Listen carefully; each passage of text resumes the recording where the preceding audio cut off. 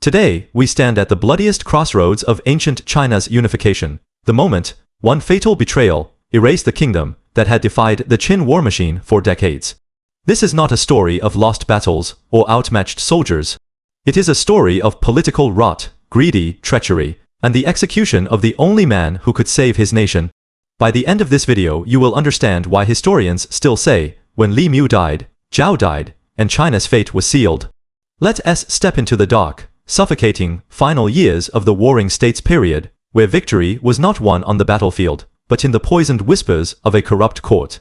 By 230 BCE, the Qin state, under King Zheng, later the first emperor, had already swallowed Han, the weakest of the 6 major states.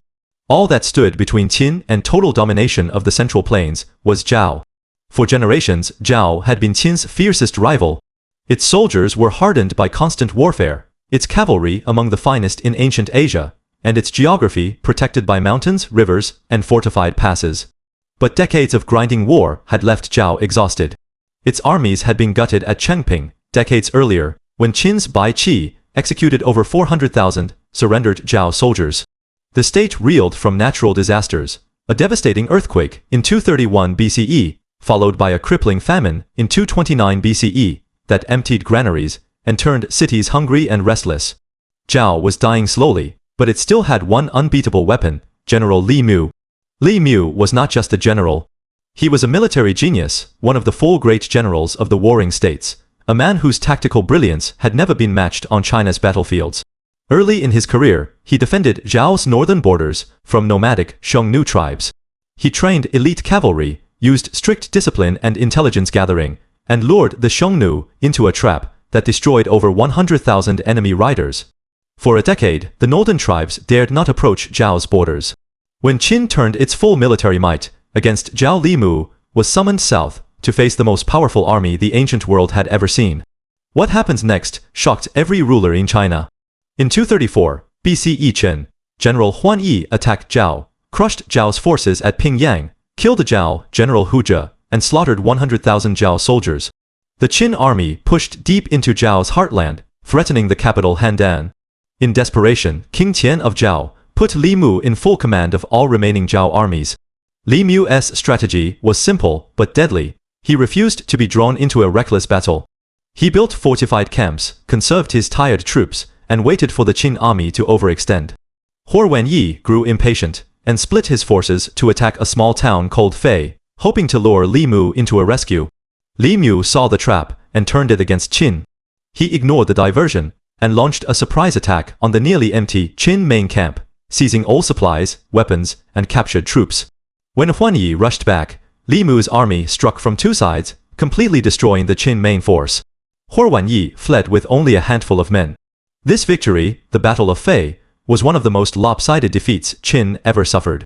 Li Mu was named Lord of Wu, and the same title once held by Qin's own killer, General Bai Qi. Qin did not learn its lesson.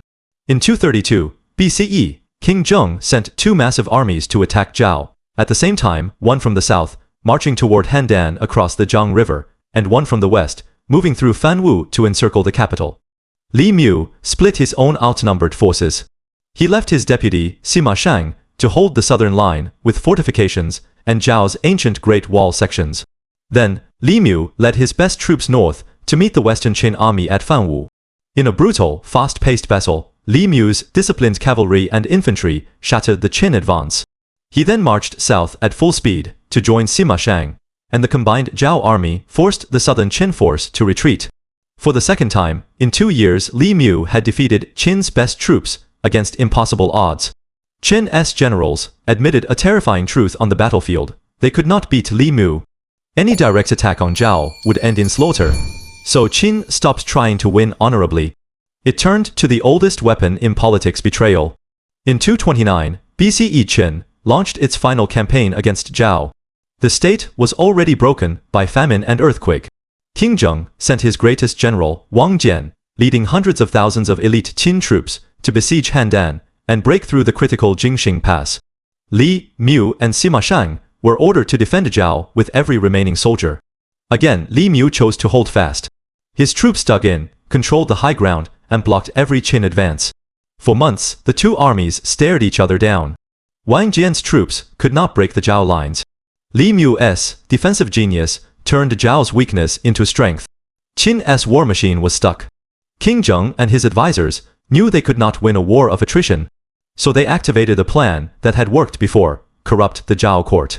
Qin sent secret agents into Handan, carrying massive amounts of gold and treasure. Their target was Guo Kai, a corrupt, greedy court favorite, who held complete influence over the weak, foolish King Qian. Guo Kai had already helped destroy another Zhao legend, General Lian Po, years earlier, with false rumors. Now Qin offered him a fortune to destroy Li Mu.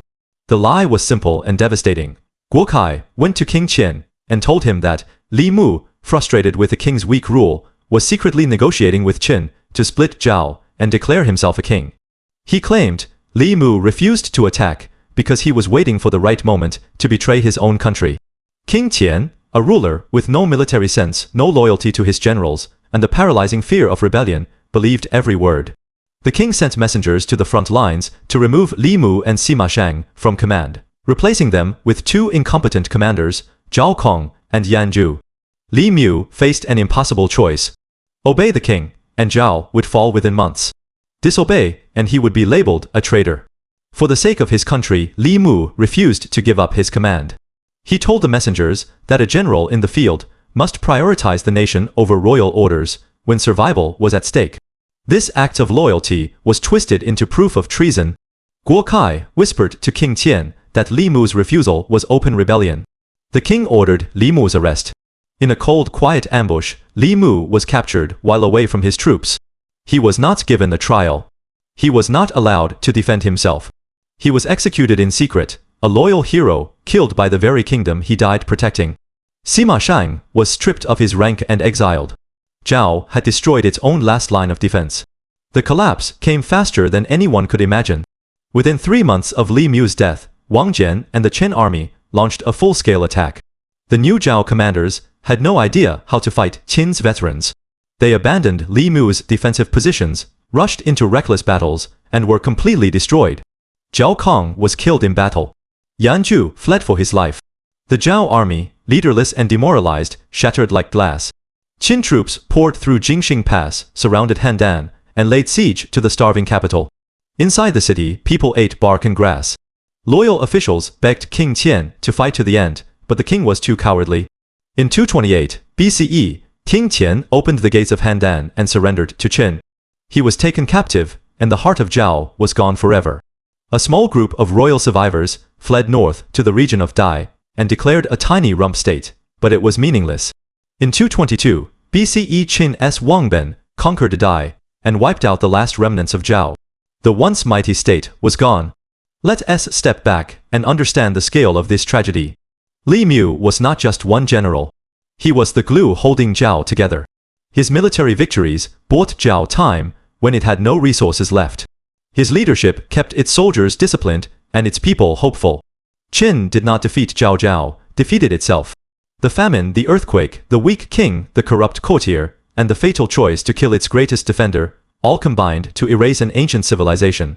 This story reveals a brutal truth about power. The strongest walls and bravest soldiers mean nothing if the people inside the palace are willing to destroy their own for gold and fear.